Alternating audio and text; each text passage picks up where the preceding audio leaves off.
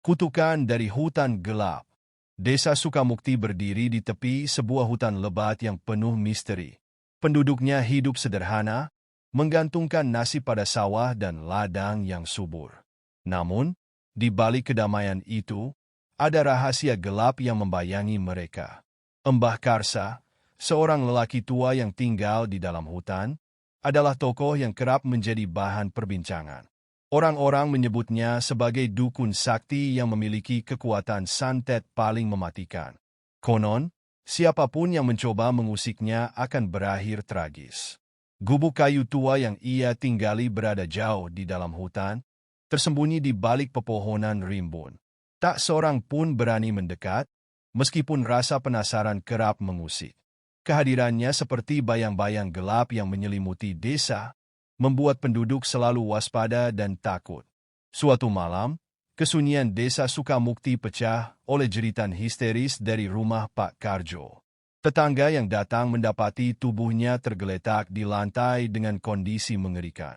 Kulitnya menghitam seperti terbakar, mata melotot ke arah langit-langit. Sementara mulutnya mengeluarkan busa yang pekat. Tidak ada tanda-tanda luka fisik, tetapi semua orang tahu, ini bukan kematian wajar. Ini santet, bisik seorang tetua desa dengan nada gemetar. Kabar kematian Pak Karjo menyebar seperti api, menciptakan gelombang ketakutan di antara penduduk. Sebagian besar warga yakin, ini adalah peringatan dari Mbah Karsa, meskipun tak ada yang tahu pasti apa penyebabnya. Suasana desa yang biasanya tenang berubah menjadi tegang. Dalam kekalutan, perhatian warga tertuju pada Sari, seorang janda muda yang tinggal di ujung desa. Sari dikenal sering pergi ke hutan, membawa sesajen yang membuat orang curiga. Desas-desus tentang keterlibatannya dengan ilmu hitam mulai menyebar. Dia pasti punya hubungan dengan Mbah Karsa, kata seorang ibu-ibu di pasar. Tidak ada bukti, tetapi kecurigaan terhadap Sari semakin menguat ketika ia menolak untuk memberi penjelasan. Sari hanya mengatakan bahwa ia ke hutan untuk berdoa di pohon besar yang dianggap keramat. Namun, siapa yang akan percaya? Di mata warga, Sari adalah kambing hitam yang tepat. Tekanan dari warga membuat Sari semakin terpojok. Rumahnya dilempari batu, dan setiap ia keluar, orang-orang menatapnya dengan pandangan penuh kebencian. Aku bukan pembunuh. Aku tak tahu apa-apa tentang santet, teriak Sari suatu hari, tapi teriakannya hanya menggema di udara. Hatinya hancur, tetapi ia tahu tidak ada gunanya melawan. Di malam yang dingin, dengan hati penuh luka, Sari memutuskan untuk mendatangi Mbah Karsa. Bukan untuk meminta pertolongan, tetapi untuk mencari kebenaran. Ia ingin tahu, apakah dukun tua itu benar-benar menjadi dalang dari semua teror ini. Dengan keberanian yang tersisa, Sari menyusuri jalan setapak menuju hutan, ditemani cahaya remang bulan dan suara binatang malam yang memekik. Hutan itu seperti hidup, setiap langkah yang Sari ambil disambut oleh gemerisik daun dan suara burung hantu yang memekik di kejauhan. Udara semakin dingin, dan rasa takut perlahan menyelinap masuk ke dalam dirinya. Gubuk Mbah Karsa akhirnya terlihat, berdiri di tengah kegelapan seperti bayangan kematian. Dari dalam, terdengar suara lirih seperti mantra. Dengan langkah gemetar, Sari mengetuk pintu kayu itu. Tidak ada jawaban. Ia mengetuk lagi, kali ini lebih keras. Pintu itu tiba-tiba terbuka sendiri, mengungkapkan ruang gelap dengan bau dupa yang menusuk. Di tengah ruangan, Mbah Karsa duduk bersila dengan mata terpejam. Aku tahu kau akan datang, Sari, kata Mbah Karsa dengan suara serak tanpa membuka mata. Sari terdiam, tubuhnya membeku, tapi tekadnya tak surut. Aku tidak tahu apa yang terjadi di desa. Semua orang menuduhku, mengatakan aku bersekutu denganmu. Aku datang untuk mencari jawaban, katanya dengan suara gemetar. Mbah Karsa membuka matanya perlahan. Sorot matanya tajam, seperti bisa menembus jiwa siapapun yang melihatnya. Jawaban?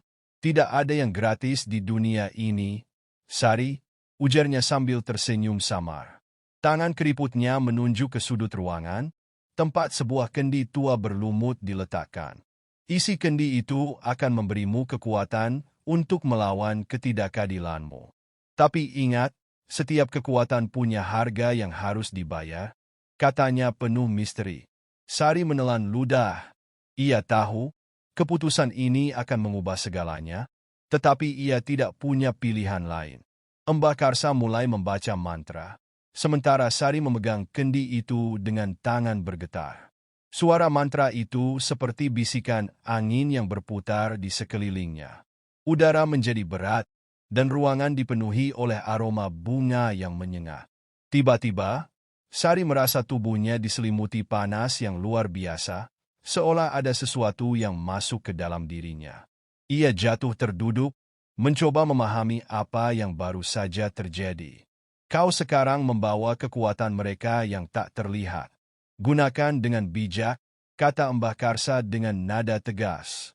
Sebelum Sari sempat bertanya lebih lanjut, ia tersadar bahwa ia telah berada di tepi hutan. Gubuk Mbah Karsa menghilang, seakan tidak pernah ada. Saat Sari kembali ke desa, sesuatu yang aneh mulai terjadi. Orang-orang yang pernah memfitnahnya satu persatu jatuh sakit. Tubuh mereka melemah, wajah mereka berubah pucat seperti mayat hidup. Warga desa mulai panik. Mereka sadar bahwa apapun yang terjadi, itu berkaitan dengan Sari. Namun, alih-alih takut, Sari merasa kekuatan baru mengalir dalam dirinya. Ia tidak lagi menjadi korban. Ia berjalan di tengah desa dengan kepala tegak, menatap semua orang yang dulu menyakitinya. Inilah balasan untuk kebencian kalian, bisiknya dengan suara yang dingin. Namun, semakin lama, Sari mulai merasa ada yang salah. Suara-suara aneh mulai terdengar di telinganya, memanggil namanya di tengah malam. Bayangan-bayangan hitam mengikutinya kemanapun ia pergi.